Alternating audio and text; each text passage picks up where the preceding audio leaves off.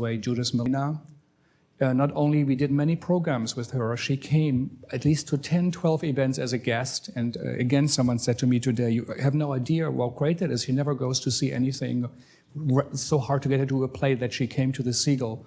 This is really, really unusual. So it's even a bigger compliment. She was today put to rest on the cemetery in Jersey next to Julian Back and Hanan Resnikov next to her parents. And so this is a little stone from the cemetery. We just placed it here for your memory. And I'd just like to read a short poem of hers, one of her last poems, which is on her on the handout which we got today. Is called Hard Lessons. Learn patience first, after patience, love, and after love, the eternal joy of having loved.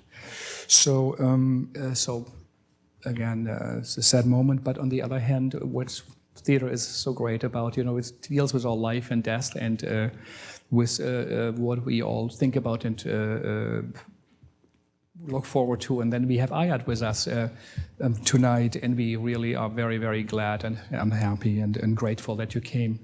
So if you have a cell phone, now would be a good time to take it out for one moment. Also the actors with the mic, so we don't have interference. The evening shouldn't be last longer than 90 minutes. There's a reception here in the room. And the Seagull Center bridges academia in professional theater, international and American theater.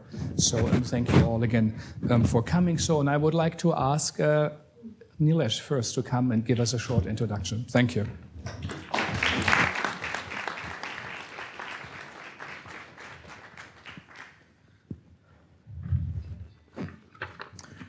So I'd like to thank Frank Henschker, as well as Marvin Carlson and the entire institution of the Seagull Center for their ongoing commitment to situating theater in a global context, in particular the works of playwrights.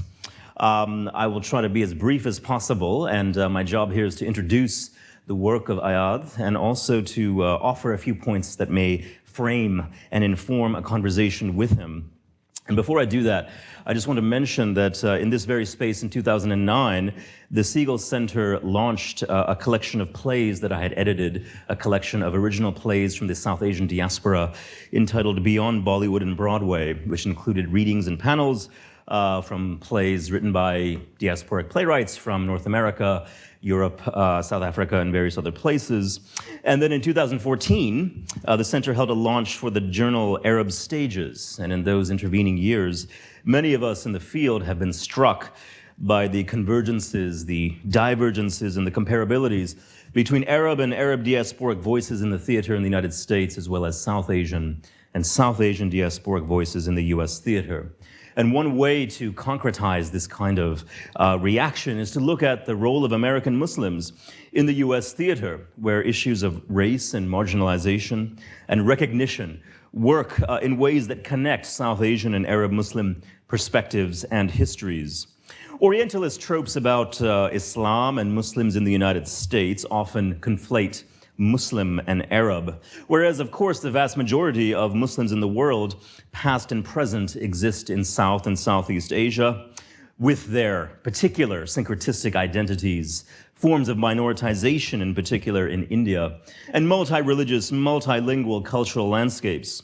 In the world of the theater, South Asians have often been cast as Arabs, as well as the world of film and other performing arts, but rarely the other way around, yielding to an asymmetry in the representational reservoir of Muslims on US stages, and representations of specifically South Asian Muslims in the US stage is relatively rare. However, with the appearance of the work of Ayad, we have an extraordinary way, I think, to consider these questions of both South Asian and broader US Muslim perspectives within the US theater. Just another note about this launch that occurred now 6 years ago. One reaction that emanated from many of the discussions was the relatively missing space of American Muslim voices within the theater, at least at that moment. And at that moment, the focus was primarily on the history of playwrights from different parts of the world, whereas now, with the emergence of Ayad, in particular, recognition of his work, in particular the work of Disgraced and the Pulitzer Prize that was won in 2013, discussions about these issues, I think, have catapulted into a new arena. So in my very brief introduction, I promise, I will talk about the three plays, Disgraced, The Who and the What, and The Invisible Hand, and I'll end with a few thematic points that will hopefully inform a conversation with Ayad after we hear from the readings, which is, I think, primarily why we are here, along with having the chance to speak with Ayad. So, first, Disgraced, produced first in 2012, and then the recipient of the Pulitzer Prize in 2013, produced in New York, in Chicago, in London, as well as on Broadway last season. It's set in New York's Upper East Side, and the play tracks the life course of Amir, a successful Muslim-American lawyer, who is, to put it mildly, critical of Islam. He calls the Quran, at one point, a very long hate mail letter to humanity. His wife, Emily, is a white American artist who is open to learning from traditions of Islamic art, indeed is quite obsessed with these traditions. And she is what we could call, would be a contemporary version of a so-called Orientalist. Now, I mean this in the originary positive sense of the term. Somebody who, hearkening back to people like William Jones in the late 18th century in India, the Sanskritist, who introduced the Western world to the riches, in a way, of the East by luxuriating in and learning from its greatness, its wisdom, its beauty. Now, Amir and his wife, Emily, they invite another couple to dinner at their home. And the couple that they invite, Isaac, is Jewish. He's a curator at the Whitney. His wife, Jory, an African-American colleague of Amir's at the law firm. And the play, by and large, takes place in their home around a dinner table. This is a slide from the Broadway production last year. And the story includes a rising crescendo of both Emily's interests in Islam, which compel her to paint a likeness of Amir based on the 17th century Spanish Golden Age painter Velázquez's portrait of a slave, Juan de Bareja, and Amir's descent into a Fanonian dystopia regarding his job, his identity, and his marriage, as the play dramatizes both how he is seen by the world around him, as well as how he sees others, culminating in a tragic and a violent ending. Now, The Who and the What is a family comedy. Published in 2014, premiered at the La Jolla Playhouse in New York at the Lincoln Center just last fall, was produced at the Kansas City Repertory Theater. And the play explores the domestic lives of a Pakistani-American Muslim family in contemporary Atlanta, in which the elder daughter, Zarina, must be married before the younger daughter, Mawish, is able to marry. And the condition of their personal lives and their relationships with Islam is what most concerns their loving and protective father, Afzal, and who is as committed to and as interested in and as in love with Islam as he is with his daughters, loving his daughters as well. Now, the daughters, Mawish, the younger daughter, is a fiancée, becomes a wife, is studying to be a nurse. Zarina, the elder daughter, is a feminist intellectual, is writing a book about the character of the Prophet Muhammad, and in particular about his humanity and about his, depending on how you see it, his flawed humanity, his sexuality, his very human sexuality, countering the popular practices, however un-Islamic they may be, of deifying the Prophet, which leads to her work being considered pornography by many, including her father. This entire setup is complicated by the fact that Zarina marries a white convert to Islam, Eli, who his relationship to the faith is born out of politics, a commitment to social and spiritual justice, and this yields yet another strand of exploration into the who's and the what's of an American family, as well as the who's and the what's of Islam today. Finally, The Invisible Hand, first produced by the New York Theater Workshop last winter, dramatizes the encounter between a kidnapped American Citibank employee, Nick Bright, and the militant captors who hold him in present-day Pakistan. One of his captors, Bashir, a British Asian Muslim from Hounslow, is persuaded by Nick and his skills in finance, in particular the futures markets of Pakistan, and in particular the wheat futures markets of Pakistan, to ultimately work for the betterment of the people of Pakistan. Nick and Bashir emerge as comparable trajectories in this contemporary era of global capitalism. They're rough contemporaries in age. Nick is dogmatically attached to a faith in the values laid down by Adam Smith, hence the title. And Bashir is alienated by the racism and the pains of growing up in working class Britain. He finds in Pakistan, in Islam, and the land of his ancestors, as well as an opposition to global US hegemony, a redemption, a belonging that had eluded him in the land of the supposed free market. And meanwhile, the play also features an elder, Imam Salim, and we will hear a monologue from this character by Ayad tonight, whose trajectory from a journalist in his youth to becoming the head of a militant organization in Pakistan in the present shows his relationships to global capitalism as well as the critique of this world order. So I will just end with a few brief points that I hopefully will put his work together into a context and that I think will yield a broad conversation. First, all of his plays bear a considerable relationship to canonicity and various canonical guidelines. And this can be read in a multiple set of ways. In one way, we can see that each of his plays, including Disgraced and its relationship at some level to Othello, The Who and the What and its relationship to The Taming of the Shrew, and The Invisible Hand and its relationship to Julius Caesar. There are various canonical issues that are at play here, but that activate various struggles for the present day. Canonical issues in the US theater of recognition, of visibility, of ways of seeing, and also ways of being seen emerge in all of the plays. And this brings us to another point, which is the sometimes contentious relationship between writing to a universal and writing to a particular. In one of the published interviews that Ayad has offered in the end of The Who and the What, there's a discussion about this relationship between the universal and the particular. And as mentioned in that interview, Ayad shows how his plays are really about writing to a universal, but yet activated by the experiences of American Muslims in the present day.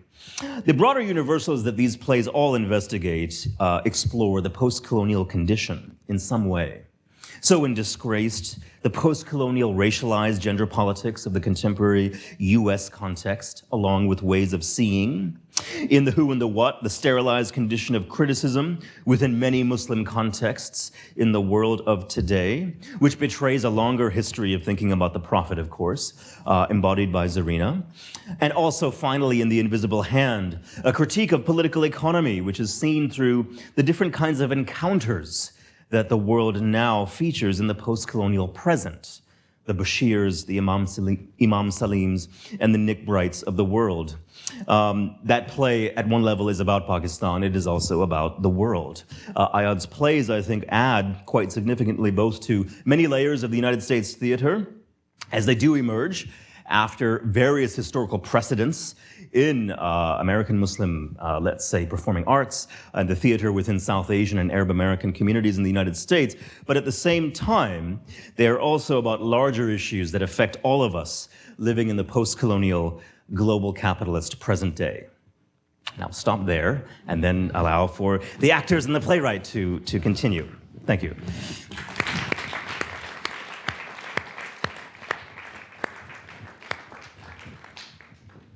Nilesh, thank you so much. I'm Yes, we'll see you. blown away by that. I can't believe you said all those things about the work I'm doing.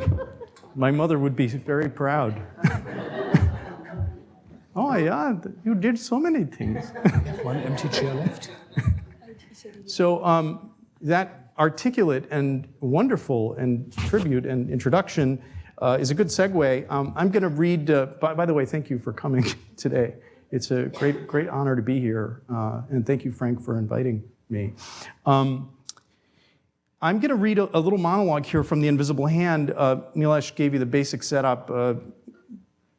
Investment banker from Citibank with experience in futures gets kidnapped. They meant to kidnap his boss because Citibank is in the process of advising water privatization in one of the provinces. And so this group is trying to kidnap the boss, but they end up kidnapping the wrong guy. And when they kidnap the wrong guy, they realize that the Citibank's not going to pay the ransom. So they put him to work to raise his own ransom. He has the idea, actually, to raise his own ransom using his trading skills. And early in the play, the leader of the group, Imam Salim, basically comes out and sort of he's going to explain his vision. It's a play in an odd way. It's a play about management theory, and he's a manager, so he's going to now explain the vision of what they're doing to this captor, who he hopes is going to work well for them.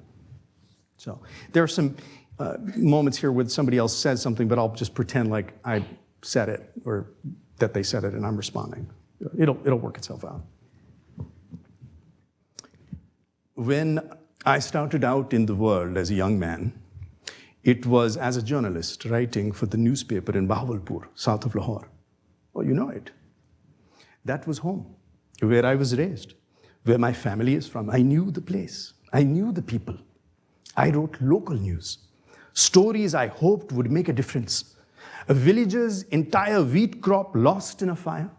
A new technique for digging wells that made it easier for farmers to irrigate their fields. I wrote a lot about farmers. A child born to a sharecropper's family who had a remarkable ability in maths. Truly remarkable. That article was a success. Someone with the power to do something read it. That young boy got a scholarship to go to London. The one thing I couldn't write about, the one thing that really mattered, was corruption. There is a road from eastern Bahawalpur to some of the outlying villages, a road that some 50, 100,000 people depend on. Unusable, pockmarked with potholes the size of a city bus. Nangni Road. Every year in local council, Nangni Road was at the top of the list. Every year it was brought up in parliament. Every year it was voted on, approved, paid for. For 10 years. The road has never been fixed. I wrote the article, told the story of where that money might have been going. My editor killed it. Of course, I was fired, lectured about how I should know better. 2 days later, my father was coming home from work. 3 men ambushed him. They were riding motorcycles. They beat him to the ground with chains. My father was left on the side of the road. They told him, "Tell your son not to worry about Nangni Road. It's fine just the way it is." For 3 days, he survived.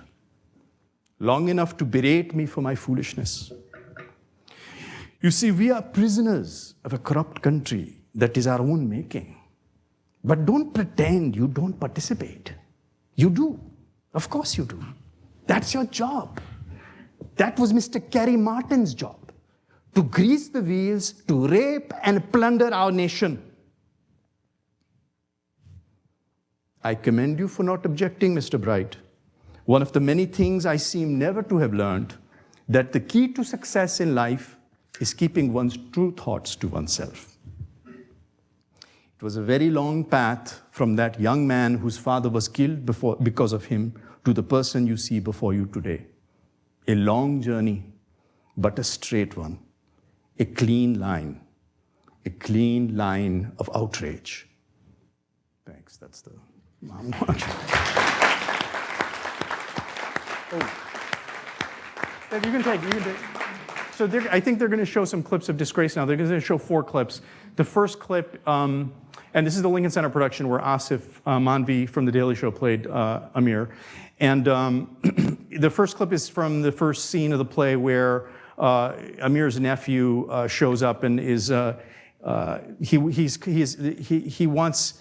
There's an imam, local imam, who's been sort of wrongfully accused of supporting terrorists because he has a collection plate at the mosque, and his nephew's come to get Amir to help with this case because Amir has a background in the public defender's office. And then the other clips take place in the scene, the dinner party scene.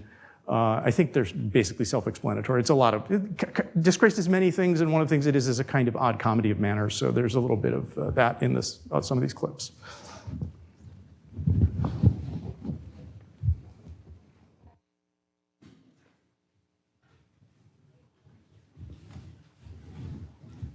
religion if you have to. It's called taqiyya. Doesn't mean you're changing who you really are. Okay, I am not talking about the Quran. I'm talking about you being called Abe Jensen. Can you just knock it off with me and your parents at least? No, it's got to be one thing or the other. I can't be all mixed up. You changed your name too. You got lucky. You didn't have to change your first name. Amir could be Christian, Jewish, plus you were born here. It's different. You want something, sweetie? Coffee, juice? No, I'm good. So what's up? I will let the gentleman talk. No. Everybody knows you're in on this. You've been calling her too? You weren't calling me back. Hey, why are we still talking about this? I am a corporate lawyer in mergers and acquisitions. Who started at the public defender's That was office. a long time ago. But Imam Fareed didn't do anything. No, every church in the country collects money. It's how they keep their doors open.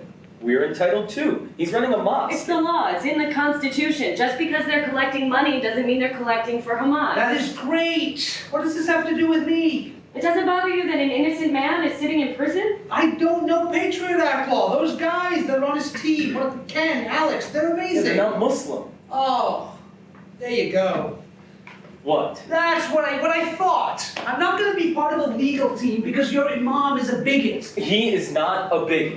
No, he'd just be more comfortable if there was a Muslim on the case. He too. would be more comfortable if he wasn't being represented by a couple of Jews. No. He liked you. Oh. Yeah, he said you were a good man. Well, he might not feel that way if he knew how I felt about his religion. It's just a phase. Excuse me? That's what Mom says Grandma used to say about you. That you were working something out. That you were such a good Muslim when you were a kid and you just had to go the other way for a while.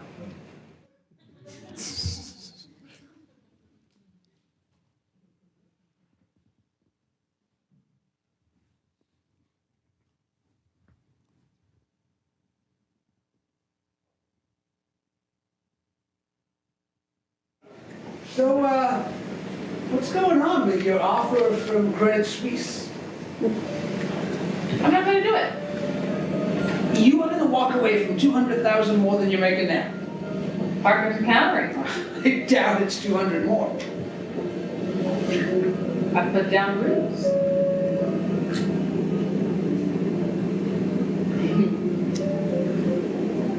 Kapoor Brathwaite.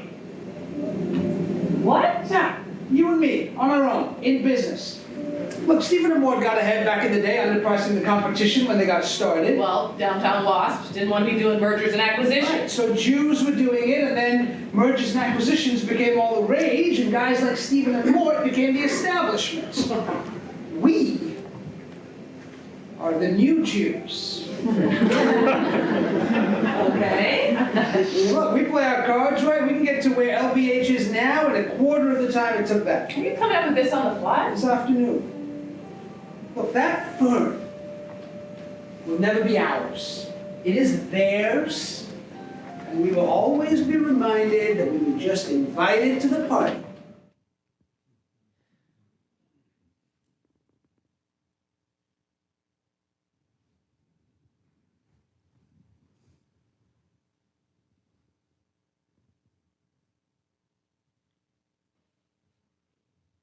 So I basically use the same composition, same palette. I call it Study After Velázquez's Moor, but it is a portrait of Amir.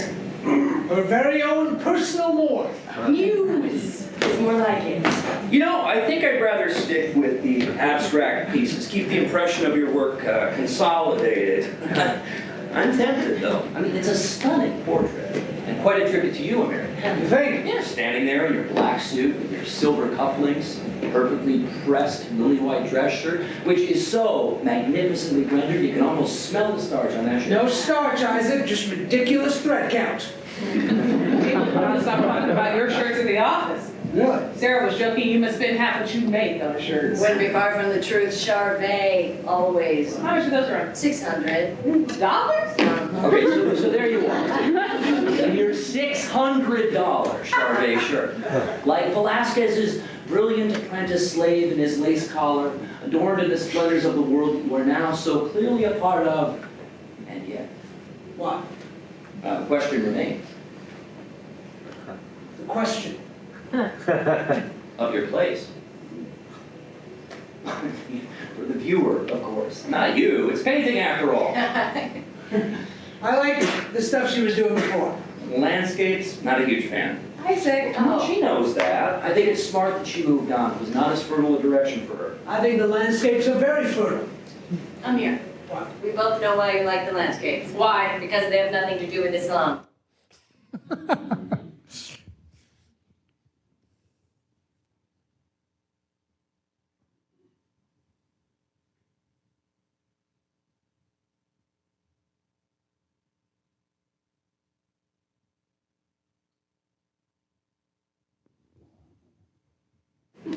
So what's it like for you?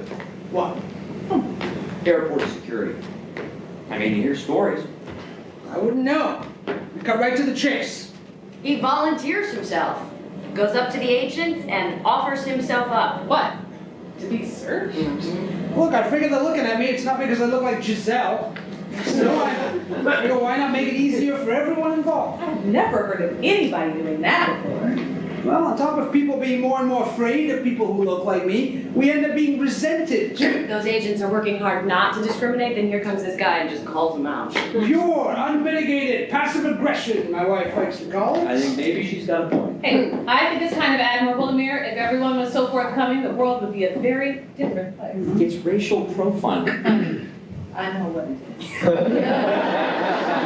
don't think you'd like it too much if it were you. But it's not her. That's the point. And it's not some Kansas grandmother in a wheelchair. No, the next terrorist attack is coming from someone who kind of, sort of looks like me. See, I totally disagree. The next attack is coming from some white guy who's got a gun he And shouldn't he's have. pointing it at someone who kind of, sort of looks like me. Not necessarily. So if every person of Middle Eastern descent suddenly started doing what you're doing, Yeah. if we all got used to that kind of compliance, I think we actually might start getting a little too comfortable about our suspicions. Ah, so you do have suspicions.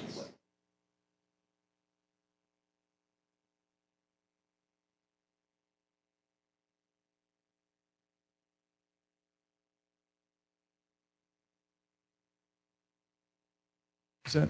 Oh, there we go. So Nadine and Bernie are going to join us now. And so this is from the third play that Neelesh talked about, The Who and the What. Bernie and Nadine both did the show at Lincoln Center beautifully. It was, it's a dream to see, for me it's a dream come true to see them do it again. Maybe the last time I ever see them do this. And it's a scene from the first act. The dramatic circumstance of the play is taken literally out of Taming of the Shrew.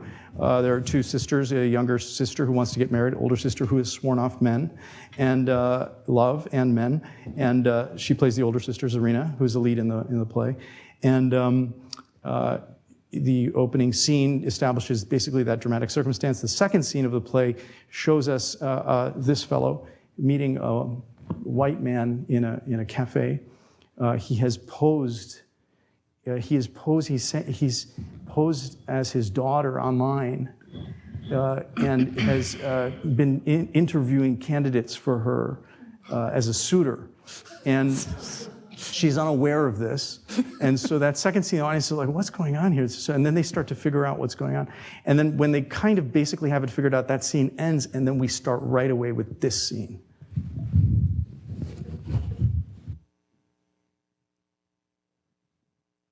You did what? Not that big a deal. How many times have you done this? Twice. Okay, more than twice. How many times? I've been doing it for a couple of months. How many guys have you met? 5. For the love of God. Wait a second, just hear me I out. don't believe this. He's a good man. He's intelligent. He's someone who can understand. Do you have any idea how inappropriate this A year is? from now, if you're married to him, you'll look back If on we're it. married, Dad, what are you talking about? Are you insane? Just meet him. No, Please. I'm not having this discussion with you. Serena, Beatty, listen to me. I met 7 other young men. So it was 7. All of them good-looking chaps, well-employed, perfect. son-in-laws. Unbelievable. I didn't come. You opened an account in my name. didn't even try. You posted pictures. Why not? You wrote messages pretending to be me. Because I knew they were not right. You could not be happy with any of them. None of them would ever understand you. This one's different. You're a piece of work. You should be impressed that I pulled it off. Dad. Did you meet him? No. says he knows you. What? He says he met you before at a talk at Georgia Tech, that black woman. Ayan Hirsi Ali. Who should be shot, by the way. Stop it, Dad. What do you see in her? We're not getting into this. You know, she thinks Muslims should all convert to Christianity. Well, I see her point. What point?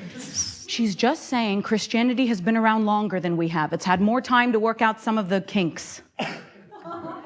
Believing God can have a son is a sign of working out I'm kinks? not talking about this with you. You know what the prophet... I know what the prophet said. Then why are you defending them? Who? Christians. I'm not. Son of God. As if God can have a son. Well, if he's God, he can do anything, right? This is God we're talking about, not some guest on David Letterman.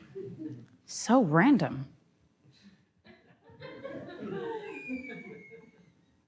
So this guy you met, he said he knew me from the Hirsi Ali talk? He says you had a nice conversation. He's not white, is he? Yes. Glasses? That's right. What was his name again? Eli. Right. Eli. He's a convert. Quite a tale. You know, he runs a soup kitchen and a masjid on the north side. Yeah, I remember now. Making people's lives better. He said he wanted to ask for your number, but he was too nervous. He was too impressed by you. And what? He just saw me online? Muslimlove.com. Your profile is amazing. Your old father's not such a fool after all. I never said you were a fool. You don't go from driving a cab to owning 30% of the taxis in Atlanta. Don't make fun of me. I'm not. You are. All I care about is the two of you. Your happiness. Why do you think I busted my butt out there for 35 years to make sure the three of you were taken care of? There's only two of you left after that goddamn cancer took your mother. Dad, don't. The point is, at least you and your sister are taken care of. You and your future families, many times over. I know, Dad. You wouldn't have the freedom to be writing a book. Dad, I know. And I encouraged it. When you got into Harvard, it was the proudest moment of my life. You wanted to study literature, philosophy. I encouraged it.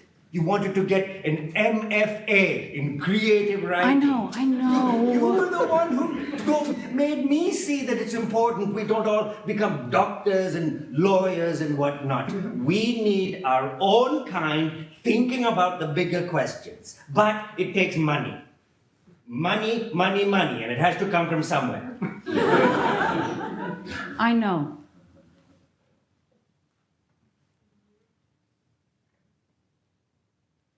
Happy. You think I don't see that? If I'm not happy, it's because I haven't been able to write for months.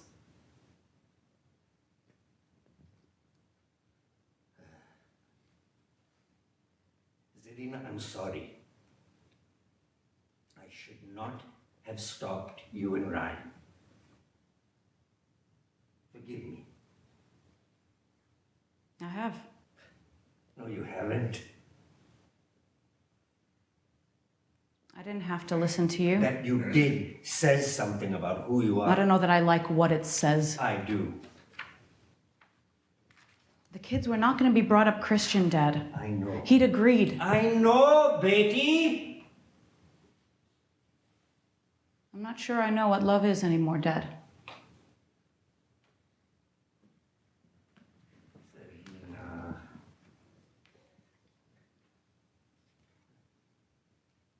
Mother, bless her soul. She was a saint. I met that woman, and the first thing I thought was, I don't like her. I just don't like her voice. I don't like her nose. I don't like her. But that didn't matter. My father told me, that's your wife. That's the woman you'll marry. And there it was. What was wrong with her nose? Nothing, Betty, nothing. I have her nose. I was an idiot. You know what? I fell in love with that nose. It turned out to be the perfect shape. My nose against her nose, a classic. And her voice, that was the voice of my soul. I grew to love it more than Mehdi Hassan's. I'm sure Mom would be happy to hear that. I loved you more than a has-been crooner. Mehdi Hassan was the bloody Frank Sinatra of Pakistan. Has-been crooner. It's too soft on you, Zarina. Here we go. You should have more respect for your old Dad, mother. I was Here kidding. I am, trying to tell you something important. Okay, I'm Dad. trying to tell you what happened to me. Your mother was a gift, but I didn't see it. For 3 years, I didn't see it. Can you imagine that? Who would think you could wait 3 years in a marriage before finding love? Huh? In this country? I fell in love. Oh, I am so in love. Here, when things start between two people, the water is already boiling. All you can do is cool off. Like your mother used to say, in the East, we start with a cold kettle, so it has room to heat up over the years. You're old enough to know, Beti. We lacked for nothing in the bedroom. Dad! It was not an instant chemistry, but when we found our rhythm, we found our Dad. rhythm. Your mother was an adventurous woman. I don't need to. I lacked for nothing. I got it. Why are you telling me this? Context, Zarina, context. I want you to understand the context of my choices. If I made a mistake with you and Ryan, it was because I had a different experience of love. My marriage was arranged, and it took time. Time. It was the only path to love I trusted. Stop punishing yourself. Move on. Meet the boy. No, just meet him. If for no other reason, just to say to yourself, I am moving on. Meet him for your poor old father. You're not poor, and you're not old. For your lying and manipulative father. Yeah. Who only loves you. And who would gladly give his heart and his life for you to be happy.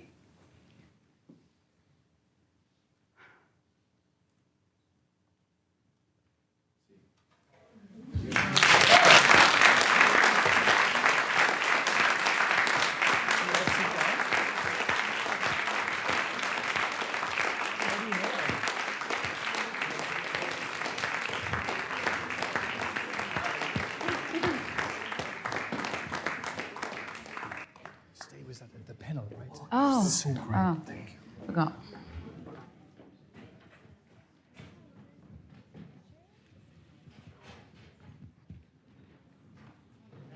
I miss you. So let's go a little bit back. No.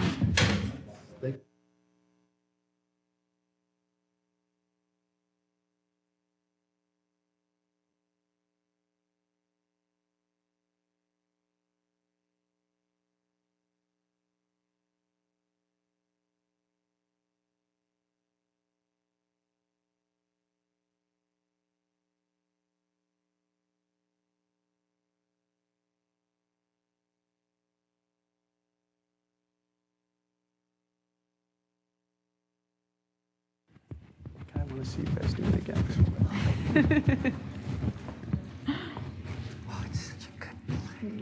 So thank you so much. I thought this is really quite a luxury to have such an insight and into your work and to have such great readings and also the screenings. So again, thank you so much. I also would like to point out that this evening also has been co-presented and supported by the Middle East and Middle Eastern American Center, which is here at the Graduate Center CUNY with Annie Bakalan, who is here. So thank you for this. And then again, Ayad, thanks for coming. And of course, you all know he's a Pulitzer Prize winning playwright. You had to throw that in there. Here we go. So Ayad, tell us a bit about your work and where you see. Why do you write? For whom? And why? Yeah. Well, I mean, I had a high school teacher who changed my life. I grew up in Wisconsin, and I was 15 when I met her. She taught World Lit, and she was a very eccentric, unusual personality. By the time I met her, she was in her late 50s, and she'd been through 5 husbands, and she lived on 40 acres of land north of Milwaukee, where she had a farm-sized garden that she tended every morning before coming in to work. And she changed a lot of kids' lives. And I recognize now what it was that's affected so many of us. It was the bearing or the resonance of somebody committed to an authentic life. It was the first time I'd encountered that. Of course, I didn't know what that was at the time, but she taught me to ask questions and opened up. It was the adventure of the question of what is going on, what's life, meaning. Those were it was so thrilling. I fell so deeply in love with the experience I would have when I was with her of reading a story and she would talk about it. It was clear to me that I wanted to be a writer. And I had never had any feeling like that before. I mean, I grew up, my parents were both doctors, and they sort of trained me since I was a little kid to sort of repeat that I would become a neurologist when I grew up. My kindergarten teacher was very impressed that I knew what a neurologist was. I didn't know what it was, actually. And and then I had this experience, and I don't know that I've ever been in love in my life except with what I do. And I felt so deeply in love that I have never even for a moment thought that I would do anything else, even when it has been very difficult. And I've been through a lot. I've been around the block now. I've been in the business 20 some years and have recently had some wonderful things happen for me. But anyway, so why I do it because I fell in love. I don't know what the other part of the question For whom? Oh, right. I think that's been an ongoing question because one of the legacies of Miss Dörfler's education was that she made me read a lot of European modernism, continental modernism. And I read so much of that stuff. By the time I was out of high school, I'd read more of that stuff than comp-lit majors at Brown had. And I thought it gave me this unconscious feeling that writing to be the best writer I could be or to be a great writer was to write like a European modernist. And so I spent a good 15 years trying to write that way I was pretty bad at it. But I kept going because and so in a way, I think there was a kind of shift that happened for me in my early mid-30s. I'm 44 now, and in my early mid-30s, something about that influence began to wane. And I started to come to a different sense of myself. I think also some of the issues that Nilesh was talking about in his introduction around identity and recognizing that I was, in a way, trying to flee my family, my community, my background, and recognizing at that time also that trying to flee myself to partake in that great American tradition of rupture and renewal, rupture from the old world, renewal of the self. I'll make myself into whatever I want to be, and recognizing that I couldn't actually do that, and that I was trying to be a European writer, and I was trying to do all these things. And it was a kind of coming of age, really a kind of growing up, where there was a real moment of inspiration, and all of the work that you just heard, and then my novel American Dervish, and 3 other works which are in the works, it all came from a kind of moment in the mid-2000s where I recognized all this and had a burst of inspiration. So what happened was a shifting relationship to the notion of audience, where I had been working as an artist in a way as a writer, the deeper motivation of my work was to show how remarkable I was and to demonstrate my unique separateness and the blinding brilliance of my advanced prose technique. right? Formal innovations that would, land me on the front cover of something great. The New Yorker, as a cartoon in the New Yorker. And that notion of expressing myself as an artist, wishing to express myself, wishing to express my uniqueness, that began to shift in this moment. And I started to lose interest somehow in that. And art started to become, or writing started to become, a creative way of engaging with the world. A way of asking questions, of relating to where we all are. And again, it was a coming of age. It was a multivalent coming of age that happened in part because I was getting the shit kicked out of me every day by the business. Kierkegaard has this wonderful thing that he says about life, which is, I think, a great paradigmatic sort of quote about dramatic story structure, which someday the circumstances of your life will tighten upon you like screws on a rack and force what is truly inside you to emerge. And I think that's what was happening to me at that time. And so, to finish the answer to your question, I now write to something simple in myself. A simple sense of who I think, what I think a human consciousness is, or my own consciousness is. It's like a child wants to hear a story, and when the child doesn't feel there's a story being told anymore, kind of loses interest. So I kind of write to that thing in myself. I'm writing to this simple part of, and hopefully, by extension, in everyone. I'm hoping that is in all people. And so, yeah, I don't know if that's coherent, but that's my response. That's wonderful. Before we also come to you, maybe our two actors, Nadine and Bernard, you are highly accomplished actors. We knew you also from the Sacrum Binder, which we did many years ago, also early reading at the Siegel. But what does his voice, what does his writing mean for you, for both of you? You don't have to say anything nice. Yeah. They might actually enjoy it if there was more conflict here. What does Ayad's writing mean to me? Yeah.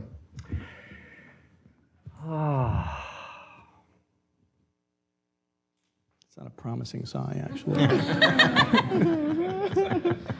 Well, I can only talk about my experience just now, because it's my most recent involvement with his writing, was just now. And it just makes me feel so good. There's all the stuff, the religion stuff and the politics stuff. What makes him an amazing writer is that his plays aren't about that. His plays are about love. His plays are about this deep, deep longing for connection and serving with God and with family and with the culture. It's this longing. It's not like when I saw Disgraced on Broadway. I didn't see Asif's. I couldn't get out of the chair at the end, and it was. And all the political talk and the people leaving the theater saying, whatever, the annoying stuff that. And tell me about that. Yeah, well, no, and then my wife and I are just they have to peel us off the seats.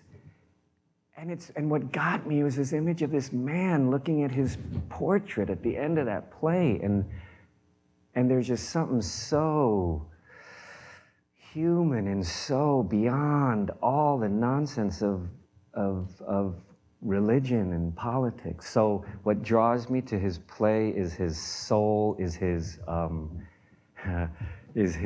longing and his desire to love. He talks about being in love with his work, and it's the people in his plays. Just like any good playwright, they want to be loved and they want to love and they want to fit in and they know they're going to die and all that stuff. Yeah, I would definitely agree with what Bernie said. I think that in doing the who and the what, I fell in love with that title as well, because I think, I don't know, I so connect with the who of all the characters in the play and the who of his writing, I don't know, it like speaks to something inside me, and it's very human and very universal. And I think that's important, especially when, there's ethnic people on the stage. I think that, I don't know, again, I can only speak for the who and what, but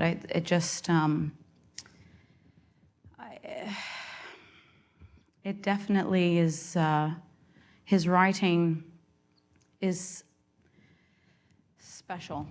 There's no, I don't think, and in seeing Disgraced as well, you leave asking important questions and difficult questions, and I think that is theatre that I want to see, and that is the only theatre that I want to do. So, yeah. So you have better questions afterwards. Maha, you're a creator and also run the North Theatre that is, creating an Arab American theatre as part of it. Nilesh said earlier that when he did his volume, he couldn't really sense or detect yet, plays like these. Where do you see Ayad's work, and where does it fit into your own work? That's a super interesting question. Is this thing on? Yeah.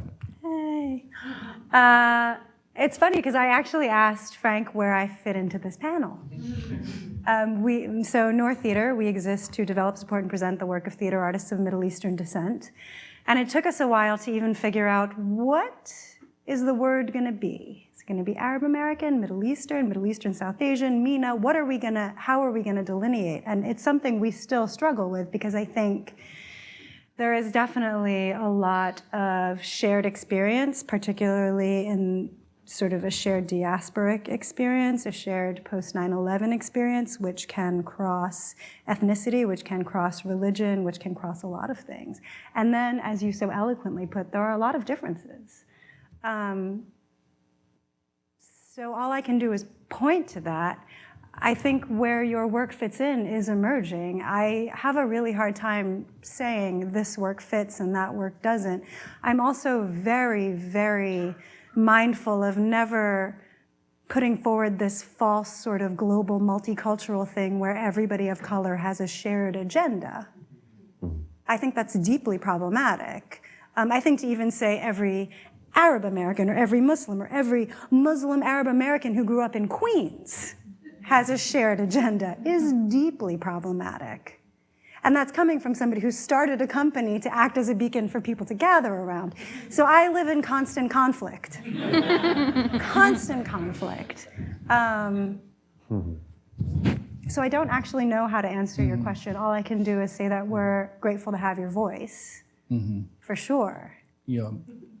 Just to make it really, really clear, of course, you're a Pakistani-American background is dramatically different. Than yeah, but Arab of course, all American. Pakistanis, if they don't want to be English, they want to be Arab. So yeah. They don't want to be Pakistani. Yeah. But maybe this is all Nilesh. Arabs want to be Italian, so... I didn't know that. I didn't know that. Yeah. Nilesh, So where you could come in and tell us a bit, or maybe also ask a question that's on your Tell us mind. what to do.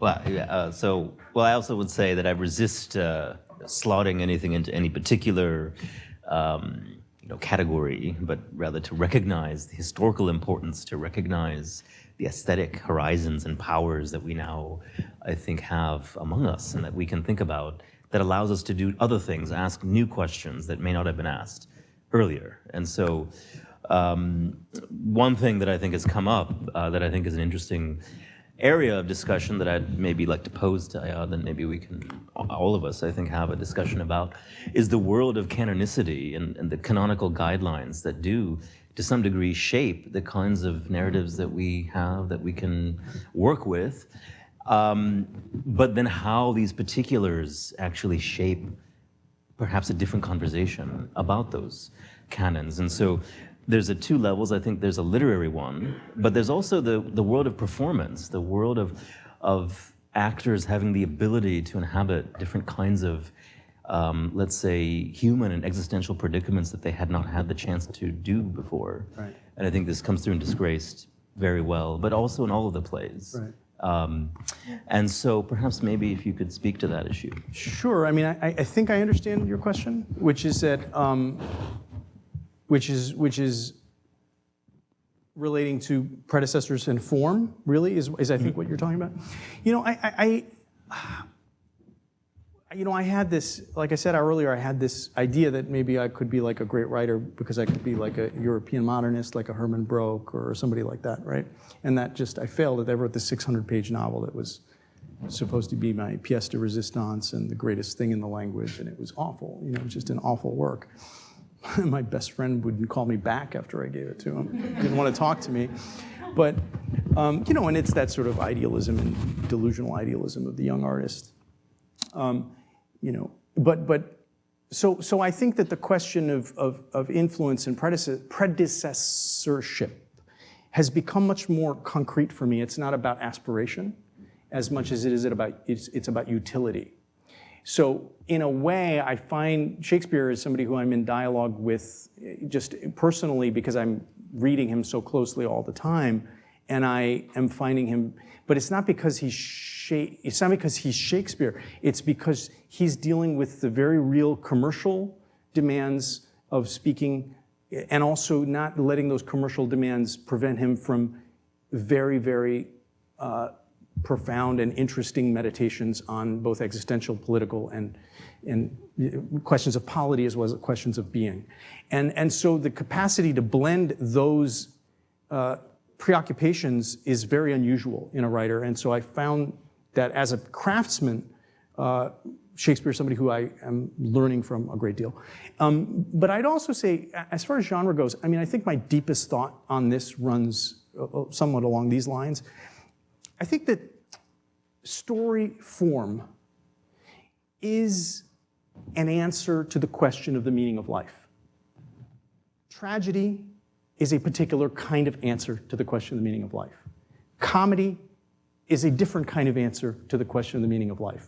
Romance is a different kind of answer.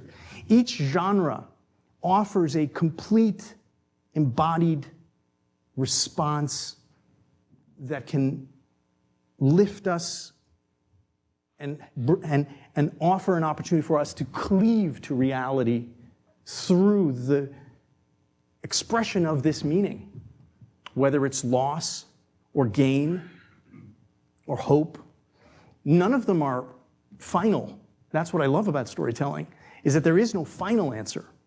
But these experiences, when they're fully embodied and fully realized and fully fleshed out, can give you that feeling of totality.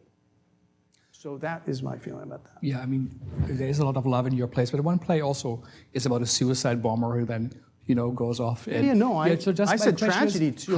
Tragedy too. Yeah. I read in one of the interviews, someone said, Arabs are not even allowed to have their own stereotypes. I'm thinking also of the end of the play Disgraced. Tell us a bit how that experience for you is. Sure. What forces are the question of stereotypes is not my problem. That's the problem with the audience. So, I'll give you a simple example. I wrote a novel called American Dervish, which at the center of the book, there's a sermon that this imam gives in a mosque, and he's talking about self-love and the way that loving the self can disconnect us from love of the divine. And then he takes a parable from the second surah of the Quran in which Allah is chastising the Jews for turning away from him and turning to themselves. And so he says, don't be like the Jews, don't be a Jew, and this becomes then it goes in a different direction. A lot of people read this and they're like, there you go, the imam, he's a nasty, And it was interesting, I had a guy come up to me at one of the readings I did, I don't know, in Denver or something, and he raised his hand, a white guy. He says, I don't know, is it just me? I don't know, my dad's a minister. And so I've listened to his sermons, writing his sermons every week. And I don't know, I felt like the imam was actually saying something pretty profound, and then it turned into this other thing. Are you trying to do both at the same time? I said, yeah, thank God. Somebody actually can read and not actually be like, oh, Muslim, good or bad. Is it good Muslim or is it bad Muslim? If it's good Muslim, it's not stereotype.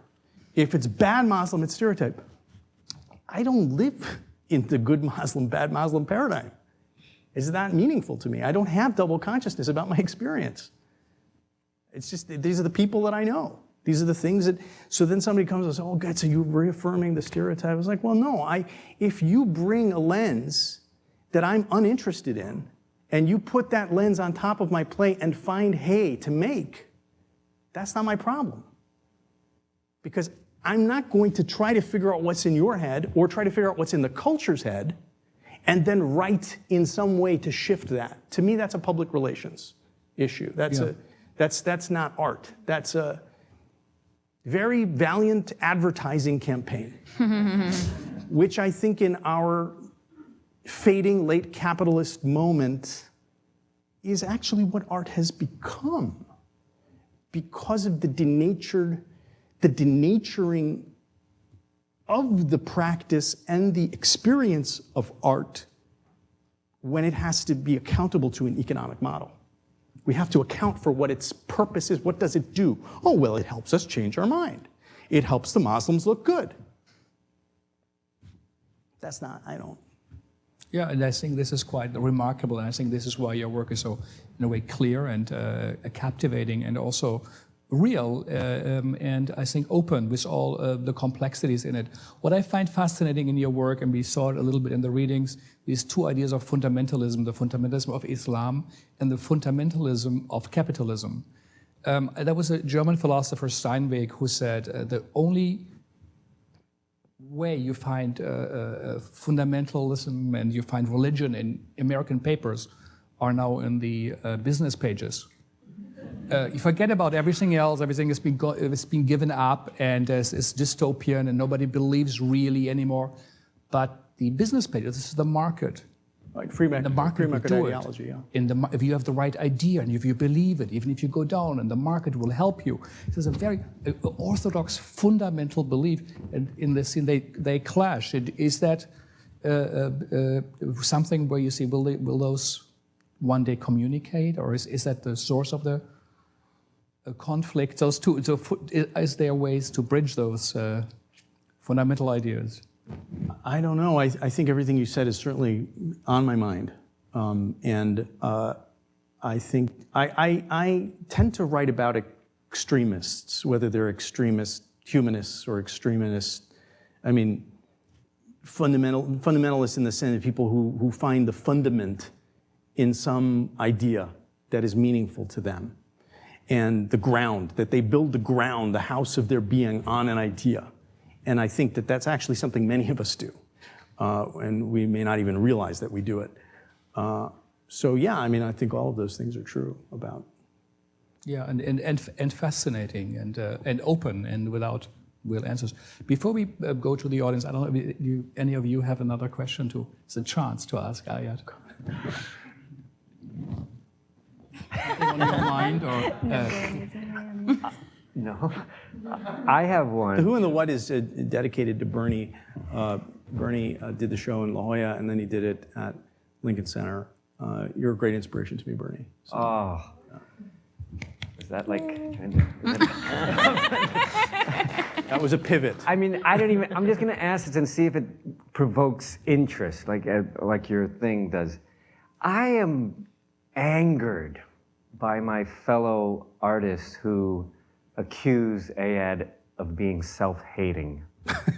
So they've only seen Disgraced. And they think I'm a mirror. Which is... So I just throw that out, and you know, I just, because it really irks me. Well, you know, I mean, I think, you know, I get the email from many Muslim viewers like, you know, we were so excited about you, and then we saw your work, and you know, why are you doing what you're doing? And by the way, why won't you write? You're very talented. I mean, you tell good stories, but why won't you tell stories that make people want to come to Allah? And I think, oh, that's very interesting. So that's the purpose of art for that person, right? Like, there's the thing of, if we're so underrepresented in the culture, you better make us look good. Well, and that's another thing. That's a really That's a whole other thing, you know. To a funny anecdote, which I told last week at Princeton when Neil was there.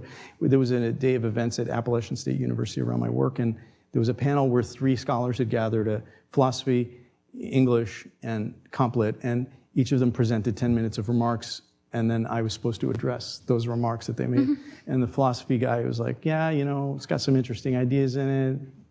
Kind of liked it. Then the English guy said, yes, you know, it was quite beautifully written, and I was very, very moved by it, so thank you. And then the complete woman who, before the talk, came up to me and said, by the way, I just want you to know I actually really like your work. So she starts her remarks, she said, in the Harlem Renaissance, Langston Hughes and Zora Neale Hurston used to have a debate. Their debate was that Langston Hughes believed it was very important for artists to control their representations, because if they didn't, the dominant majority could use those representations against them. And Zora Neale Hurston believed that the only thing she should be, you know, loyal to was art. And this Complet professor then says, my entire career, and she's well into her 60s, my entire career I have sided with Zora Neale Hurston on this matter until encountering the work of Ayad Akhtar. So, you know, I mean, what are you going to do? It is what it is, and yeah, they think you're self-hating because, to me, part of the process of becoming American is gaining a bit perspective on your experience and the way in which you are no longer part of that traditional experience, and making fun of it and celebrating it and picking from it, and also sort of finding the genres, the meanings of this culture. What are those forms that speak to the totality of an embodied experience for an American audience, and telling the Muslim story in that form, because that's me, because I grew up here. So I'm both Muslim and American. As I always say about American Dervish, it's a book about American religion. It just happens to be Muslim. Not that Islam is the American religion, it's not, but there are certain tropes, certain deeper textures about American religiosity, which are now being expressed in Muslim communities, and they're American. Anyway. Just say one quick thing. Just on this note, because I think it's productive of lots of interesting conversations that have not yet really happened at the level that they could, which is that about that particular issue about self-hatred, there's a character. Right. But I think what the play does, just to follow your comments, is that the play puts this kind of experience in a conversation that the US theater and the American theater audience has not been able to experience in this kind of embodied way, in which a Muslim protagonist is going through what in other contexts we may know a bit about. Right. But in this particular context, we don't. And I think what that does is put us face to face with questioning things that we may not have thought of before in that way. And that in the broader context, I think all of the plays that you have written and that have been produced do this in some way. So just to add a Muslim existential set of questions to something that is a broader universal condition. And so, you know, with the situation of Pakistan, to me, I think it is about Pakistan. It's activated by the particulars of Pakistan's post-colonial, you know, situation. But it's really not about Pakistan in and of itself. It's about the way the world currently operates. To build on that, I totally agree. To build on that, I think that the situation of post-coloniality, that is to say, peoples who are dealing with the aftermath of systemic violence, coercion, mind control. The psychological situation of the post-colonial subject is actually forming along or formed along axes and themes and experiences that are actually becoming universal now. Because we are living in an age where we are subject to power, corporate, in a way that renders us subjects of a different kind of regime, a different kind of empire, if you will. All of this sounds very intellectual, but it's actually very visceral. There's a way in which rage, victimhood, agency, revolution, injustice, abuse are really the subterranean themes of everything that anybody is talking about.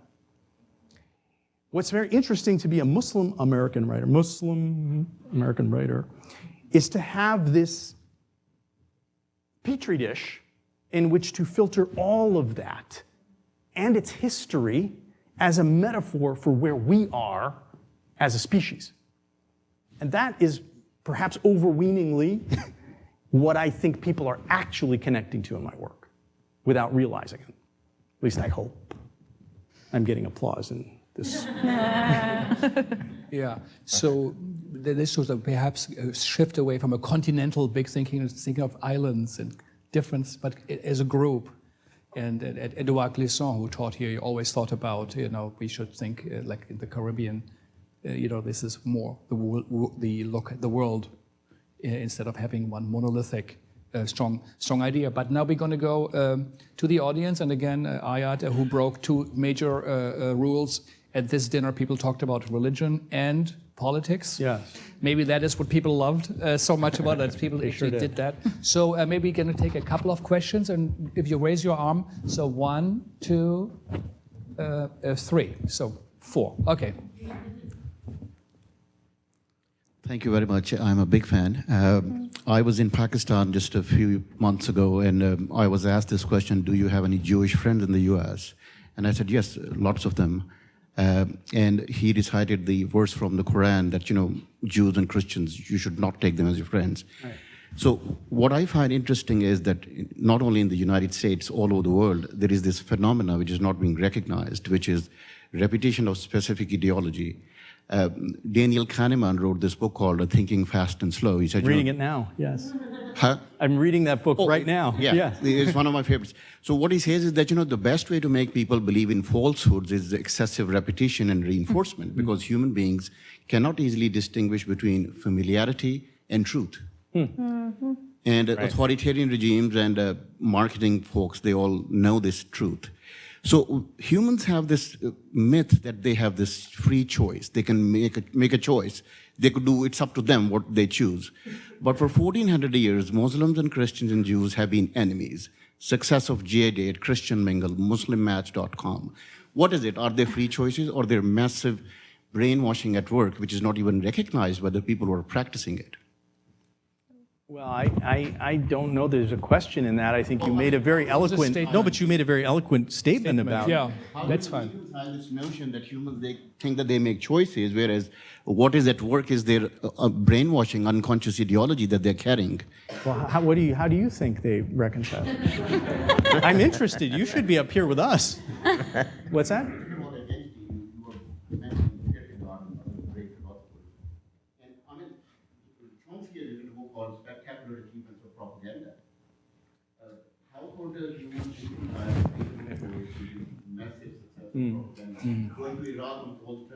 Right. Well, I of course, it's a question, comment beyond the pay grade of anyone in this audience or myself. But let me quote Kahneman back to you. Thinking Fast and Slow, if you haven't read it, is one of the greatest books I've ever read in my life. I'm still reading it though. Is that he talks about two systems, System 1 and System 2. System 1 is the fast system, that is to say the system of the part of the brain that is, or the network of the brain that's trying to keep everything coherent, and that comes to quick judgments. And that coherency is the primary value. And then you have slow thinking, which allows for ambiguity and a deeper way of beginning to penetrate into past biases, but that usually we're operating 90% of the time with a fast system because we need to. This is where this is, and I'm going to talk to him, and I'm talking to you, and it's all fast system that's working, but to get that slow part of the brain working concurrently with the fast part, I think that's the challenge. I mean, at least that's what Kahneman would say, so I don't know. So was your second question? We are recording, and that's why we need a mic. We also hear it better. Thank you so much. Okay. I have a question that kind of connects with the previous question, but I was just wondering, I'm getting back to early childhood education after a lifetime of being, in my own universe anyway. I was wondering, in order to understand a piece of creationist story, like Coleridge said, willing suspension of disbelief. We go into this thing called the imagination, as if it was imagination, and well, that's what happens to you when you get depressed, so blame it on. But rather than, like Coleridge brought it up, one of the few literary critics, Northrop Frye, actually said, imagination forms a bridge that connects intellect and emotion together to create meaning. So just think of that imagination might be just a more holistic, higher form of intelligence that our brain creates. Every piece of creation is a result of that. And it's as if, you know, a word is just a name for something. It only names an object. It's a sound that doesn't mean anything. So I'm just curious, when you hear the word imagination for yourself with your experience as a more holistic, higher form of intelligence, I'm just curious how you relate to that. Is it a place to go to? Does it offer hope? And maybe if you could say one step that you think might be able to be taken to educate people about it's just human nature. You have it already. Right. Thank you. That's a beautiful series of comments and a beautiful response, actually, to you, sir. And I don't know what to respond other than to say I'm very grateful for imagination. It pays my bills. And the apprenticeship in the process of imagination has been the long inner process of my life. I had a wonderful teacher by the name of Jerzy Grotowski, who some of you may know was a legendary theater director. I worked with him when I was in my early 20s. And he was very insistent. One of the things he wanted me to do, he made me read a lot of psychoanalysis and work on dreams, and he wanted me to write my dreams down. So I was writing, he told me I should tie a pencil to my finger while I sleep, and then write the dreams with a pad. And I did this. I was writing 9 dreams a night. But the idea was, he said, it's not about the dreams, it's about you understanding how the unconscious works. How does language work in relation to consciousness? And that long process of the mechanics of imagination has been, of course, that's what the work is. So I don't know what to say other than that. So. Great. Question 3 was here, yeah. Thank you. My question is regarding the process. When you think of an idea, how long does it take for you to develop and invest time to get it to where it is on stage? And in connection to the idea, I've seen 2 plays, which is The Invisible Hand and Disgraced. You reference corporate environment like the law firm and Citibank and trading and futures. How did you gain the knowledge to weave that into your play? Was that something that was part of it, or was it something that was brought in by other folks into the play? Well, there's a really easy answer to that. There's a guy with a red face over there right now who's looking down at the ground. So one of my best friends, Steve Klein, he's my consultant on so much of the work that I do. He's a financial consultant. He's actually a genius, but yes, he happens to be whatever in the finance thing.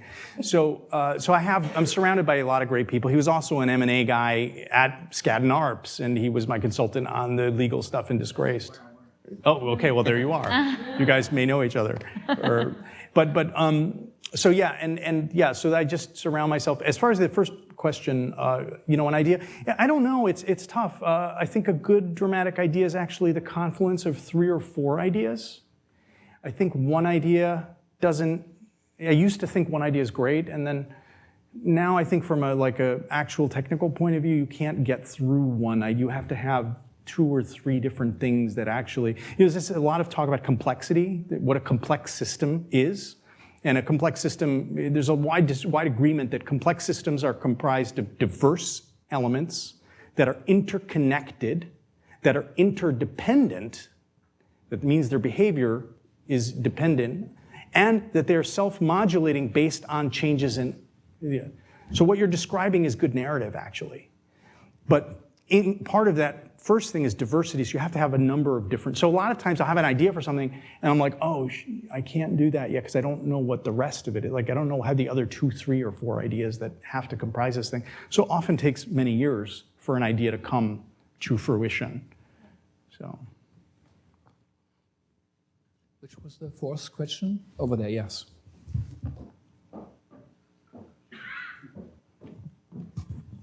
I have a question about your rewrite process. Mm-hmm. For example, Disgraced, how many drafts did you do of that? Did you rewrite it, hear it, rewrite it, hear it? And were you rewriting throughout the rehearsal process, or did you just let it go? So yeah, that's a great question, and I'm going to let you guys pipe in just a little bit about this because you saw me.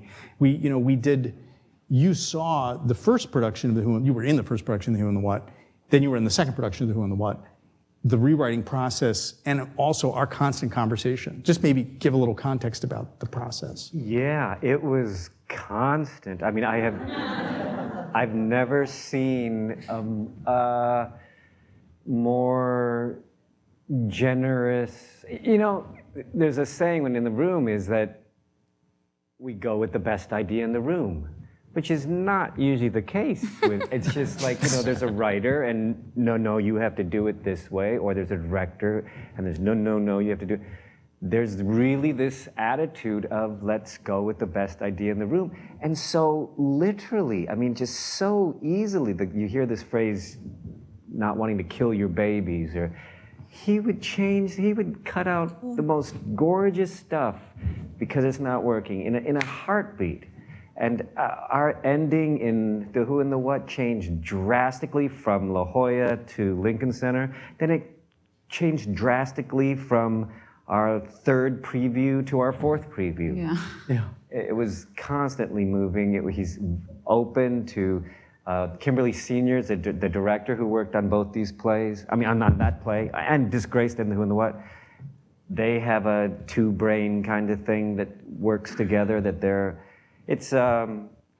So the word is porous and generous, and not precious. And constant, because you're constantly getting feedback. I mean, I think the important thing about previews, and one of the things that's so wonderful about the preview process, especially in New York where you have a lot of previews, and on Broadway you have 4 weeks, which almost killed me this time, but I got through it. But is that you're getting feedback from the audience, and I don't mean feedback because people tell you.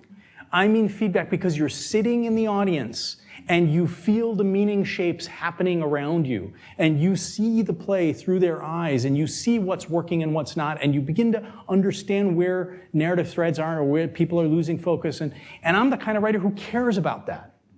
That matters to me. I want to meet the audience in a place of absorption. I want the audience to lose themselves for 90 minutes and then emerge on the other side, perhaps blindsided, that's fine, but absorbed. So to get to that goal, I've got to pay attention to the feedback I get from him on the inside, from her on the inside. He has an idea. He had a wonderful dream in La Jolla. I was driving and I saw him on the side of the road. He was waiting for a bus. And I said, Bernie, what are you doing? He's like, no, I'm waiting for the bus. I said, I'll take you. And he said, by the way, I had a dream about Afzal. And I knew there was a problem with the ending of the play. And so between La Jolla and Lincoln Center, where he played it again, I rewrote the ending based in part on something that had come up in his dream. Because he was so deeply invested in the character, he knew things that it was almost like he was there before I was. And the play is dedicated to him also, so anyway. Maybe before any from the panel, any more comments you want to make? I have a question, actually. Yeah. So I love those processes where it's basically alive until somebody has to come in and be like, stop. When listening to the audience, and I have this question about your plays in particular, Disgraced in particular, there were moments experiencing it as an audience member where I could feel the audience going on divergent paths. Yeah. In previews, when you felt those moments, how did that affect your process? Or how would you choose which path to go on? Or would you just be like, I'm going on mine, this is clearly a ripple? That's a beautiful question. That was why it was so hard on Broadway for 4 weeks in beginning previews, because I was feeling that happening in the audience. There was a splitting that was happening in the audience. And in a way, the play is showing that on stage. It's showing us the splitting that we go through. The purpose of Disgraced, if there's any aesthetic purpose, is to create a space that Fitzgerald would describe as holding two opposing ideas at the same time and still being able to retain the ability to function. The narrative serves as the through line that allows the audience to function and the opposing ideas. So that splitting was good, but I wanted to make sure there was enough space that people could stay with the experience even if they were in one camp or another. And so it's a very, look, this is a lot, there's a lot of craft that goes into this, and a lot of, and you get better time after time, you get better. Language is a special thing. You can do a lot with language in simple ways. And that's taken me a long time to learn that. So I don't know if that answers your question. Yeah, absolutely. There was a question over here. I wanted to say. 1 second. Wait, we take a mic. Sure. So I've seen Disgraced, I've seen Invisible Hand. I had not had the chance to see The Who and the What. I feel so fortunate that we got to see the two of you today, because I'd read The Who and the What, and that dad is such a dad. And seeing you play him, I was practically crying, because you can feel his flawed love so absolutely, completely. I get why you dedicated it to him. It was scary. And boy, do I get that resistant daughter, because hello. Right. Thank you. It was fantastic. Thank you. Thank you so much. Question, Mario? Maybe the last question. Okay, thank you. Personally, I think from my own experience, I tend to explore the shattering of identity, precisely emerging from identification. So, it has to do with what you were talking about at the end of your presentation, the globalization of our world and everything. I think it's contributing to that. I'm curious, what is your perspective, looking at your works, what you've written so far, what do you feel is emerging as your perspective on identity, and what is important to you about that? Wow, thank you for that question. I don't know. I think that what is emerging for me is the growing optimism that I'm going to become a better writer, and I mean that. I really just want to become better, and I think that means many things. I think that means understanding my own limitations better, working on those limitations, and continuing to have the opportunity to put myself in the circumstances that are going to force me to become a better writer. When you've got a show in front of 900 people a night who are paying a lot of money, you better do your best because they deserve it. And being in that situation, to me, I feel very grateful that I'm in that situation. I feel that's the greatest gift that my career has given me, is the opportunity to be in the hot seat so that I have to become better. Because I have a lot of blind spots, and it's only when so as far as the identity part of it goes, I think that if there are through lines about identity in the work, I'm not sure that they are the result of a platform, even philosophically, or a perspective on reality. I think that I'm getting, I know it sounds so stupid to say this, I'm getting better at writing characters. And as I get better at writing characters, I'm getting better at understanding people. And as I get better at understanding people, I'm understanding how they sometimes pretend to be people they're not. And that seems like an interesting identity question, right? But embodied in a dramatic form, in a scene, between two people that's where I'm making hay, and it's taken me a long time to land in that very concrete place. I'm just very happy that I seem to finally be getting there. Well, I thank you. Thank you. Really great. Ayad Akhtar, thank you so much, and thank you to the panel. Thank you.